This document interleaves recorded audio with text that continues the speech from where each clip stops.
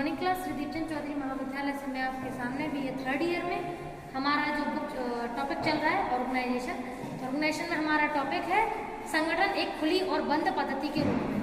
तो खुली पद्धति का मतलब ऐसे कह सकते हैं कि जब किसी संगठन में लचीलापन पाया जाता है, फ्लेक्सिबिलिटी का गुण पाया जाता है, तो एक कंपनी हमेशा ग्रोथ करती है। क्यों?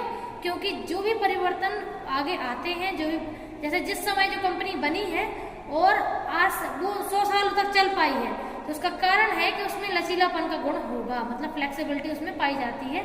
तो ये अपन उसका कारण मेन मान सकते हैं। ठीक है, तो ये अच्छी बात है कि एक संगठन जो है वो लॉन्ग टर्म प्रोसेस कर पाए और लंबे समय तक चल पाए, लेकिन ये तो हो तभी पाता है जब खुली पद्धति के रूप में कार्य होता है। अगर अपन लोग बंद पद्धति के रूप में कार्य करेंगे, मतलब चीज़ों को फिक्स कर लेंगे, बिल्कुल भी उसमें फ्लेक्सिबिलिटी नहीं रखेंगे और चाहे समय कितना भी बदले अपन अपने आप को नहीं बदलेंगे, तो फिर एक न एक दिन समय की मांग के अनुसार हमारा जो अंत है वो तय होता है। जैसे आपने मोहब्बतें मूवी देखी होगी, उसमें अमिताभ बच्चन का जो किरदार होता है वो यही होता है, वो अपने आप को बिल्कुल क्लोज एंडेड रखते हैं, वो कभी भी उसमें फेरबदल नहीं चाहते हैं। तो आपने देखा होगा वैसा थोड़ी होता है कि आपने जैसे शुरू किया होगा उस ग्रुप को वो वैसे ही हमेशा चले, बिल्कुल नहीं। समय चेंज हो रहा है, बच्चों के जो लाइफ स्टाइल है वो चेंज हो रही है, तो इस हिसाब से फिर चीज़ें में बदलाव आता ही है। ठीक है, तो वो देखने को उसमें बहुत बड़ा एग्जाम्पल है वो इस चीज़ का। ठीक है, तो इसमें कुछ पॉइंट हैं जो आपको समझने की ज़रूरत है। तो बंद पद्धति में अगर हम बात करें तो वातावरण से अंतःक्रिया नहीं होती है, मतलब इसमें जो भी चेंजेस एनवायरनमेंट में होते हैं तो कंपनी या फिर जो ऑर्गेनाइजेशन है वो कभी भी अपने आप में चेंज नहीं करता है। तो अंतःक्रिया कर ही नहीं रहा है तो चेंज भी नहीं करेगा, लेकिन खुली पद्धति में अंतःक्रिया होती है, जो भी परिवर्तन की मांग होती है वो परिवर्तन किए जाते हैं। नेक्स्ट है आत्म संरक्षण। तो बंद पद्धति अपने ही नियमों पर स्टार्ट होती है और उसी को फॉलो करते हुए आगे काम करती है, लेकिन जो खुली पद्धति होती है वो आत्म संरक्षित नहीं होती है। मोस्टली उसमें बहुत सारी चीज़ें चेंज होती हैं तो वो कर लेते हैं। ठीक है, नेक्स्ट है मैकेनिकल। तो मैकेनिकल मतलब मशीन के जैसे काम करती है, फिक्स है मतलब फिक्स है, जो काम जिन चीज़ों के लिए बना है उसमें कोई फेरबदल नहीं होगा। लेकिन खुली पद्धति में मैकेनिकल को ज़्यादा फोकस नहीं किया जाता है और चीज़ों में जब लगे कि हाँ भैया अब बदलाव की ज़रूरत है तो वातावरण को देखते हुए बदलाव कर लेते हैं। नेक्स्ट है फंदे की तरह। तो बंद पद्धति समझ लो जब एक बार शुरू हुई तो अगर बदलाव नहीं होगा तो वो खत्म हो जाएगी। तो इसका मतलब है कि बिल्कुल एक ऐसे फंदे की तरह है कि जो मतलब एक तरीके से एक अंत को ही लेकर आती है। ठीक है, लेकिन खुली पद्धति कभी भी अंत नहीं तय करती है, उसमें चेंजेस होते रहते हैं, तो वो चीज़ों में फ्लेक्सिबिलिटी के साथ चेंज हो जाती है और उसमें खुलापन पाया जाता है। ठीक है, बिल्कुल ओपन। नेक्स्ट है संतुलन नहीं बनाती है बंद पद्धति। ऑब्वियस है, जब वातावरण की जो मांग है और जो आप जैसे काम कर रहे हो दोनों के बीच में आप संतुलन बना ही नहीं रहे हो तो बंद पद्धति कहलाएगी। ठीक है, संतुलन बनेगा किसमें? खुली पद्धति में। अब नेक्स्ट हम बात करते हैं खुली पद्धति के रूप में। तो मेन तो हमारा फोकस जो है वो खुली पद्धति पे ही रहता है, क्योंकि संगठन चलता तभी है जब फ्लेक्सिबिलिटी पाई जाती है। तो उसमें जो पहली हेडिंग है ऊर्जा का आयात, उसे लिखिए और उसके बारे में हम कुछ नोट डाउन करते हैं। तो ऊर्जा का आयात में अगर हम समझने की कोशिश करें तो इसमें लिख सकते हैं मानव संगठनों सहित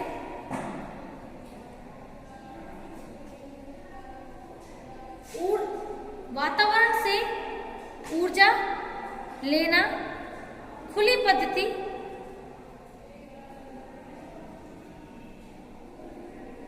निर्धारित करती है।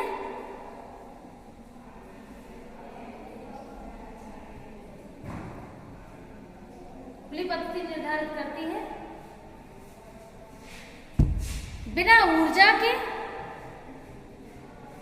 कोई भी रूपांतरण नहीं होता है।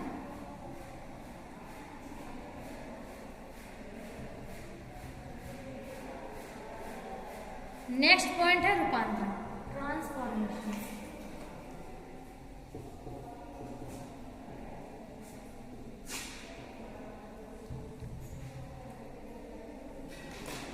आयात को किसी प्रकार के उत्पादन में बदलने को रूपांतरण कहते हैं।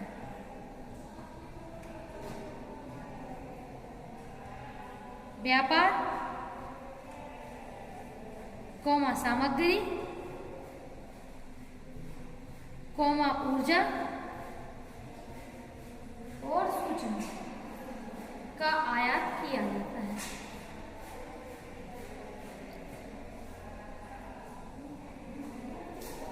नेक्स्ट है उत्पादन।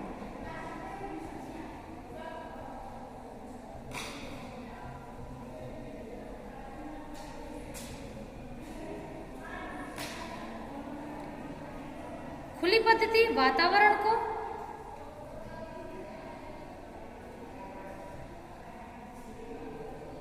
उत्पादन करके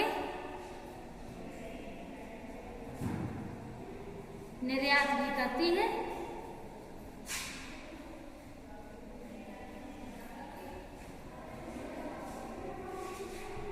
जिससे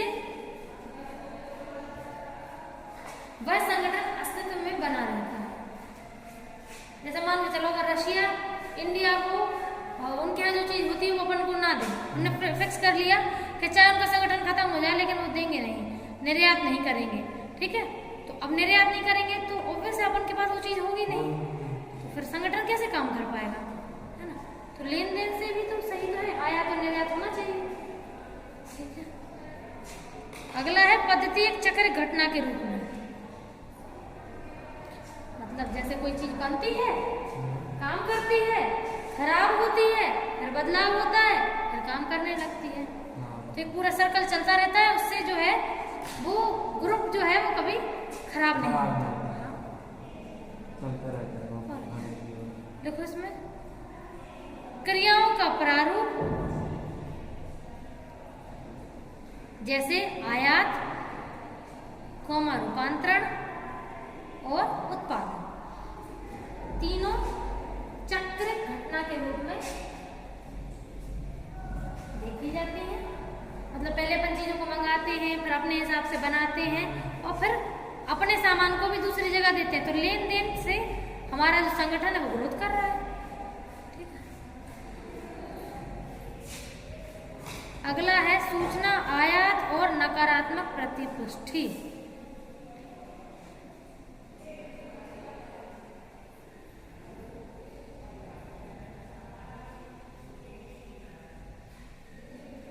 वातावरण में होने वाले परिवर्तनों को मापने के लिए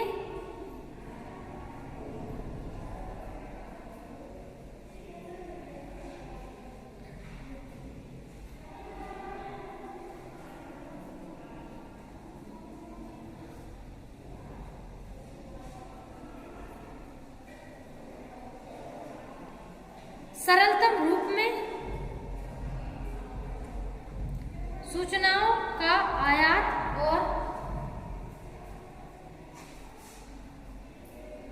उसके बारे में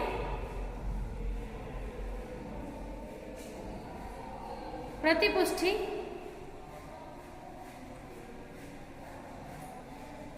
दोनों संगठन को बढ़ाने में मदद करते हैं।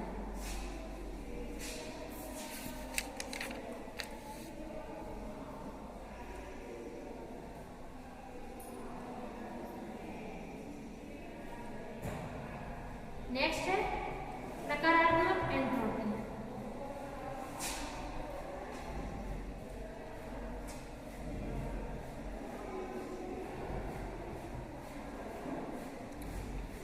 हर एक संगठित वस्तु एक ना एक दिन असंगठन की ओर जाती है। जैसे जन्म से मृत्यु की ओर,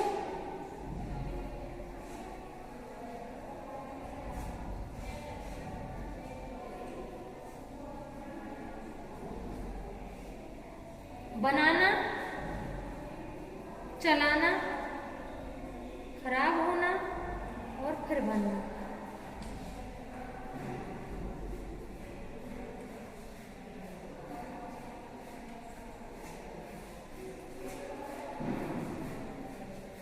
अगला है स्थिर अवस्था।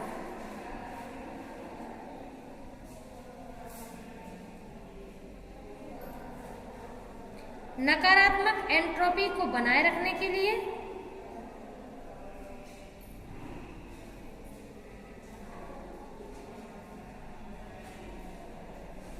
वातावरण से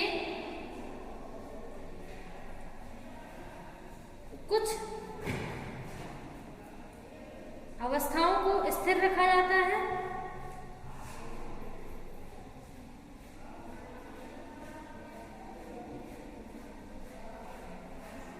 जिससे वह वातावरण की मांग को पूरा कर सके।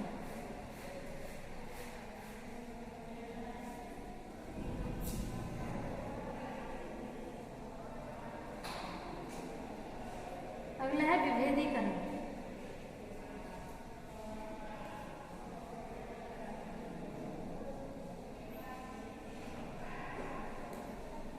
पुराने प्रारूपों को हटाना और नए प्रारूपों को रखना विभेदीकरण कहलाता है। नेक्स्ट है एकीकरण।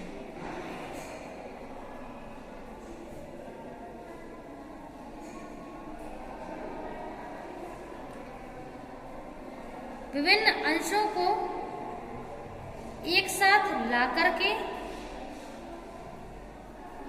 एक संगठन के रूप में कार्य कराना,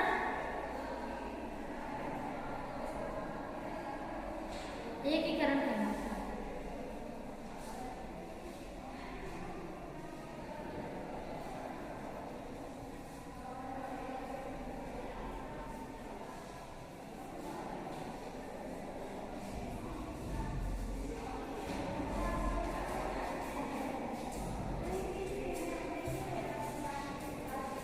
लास्ट है समान अंतिमता।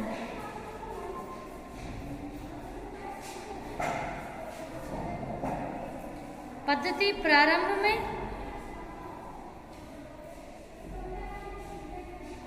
भिन्नता होने पर भी अंतिम में एक सफल रूप में कार्य करती है।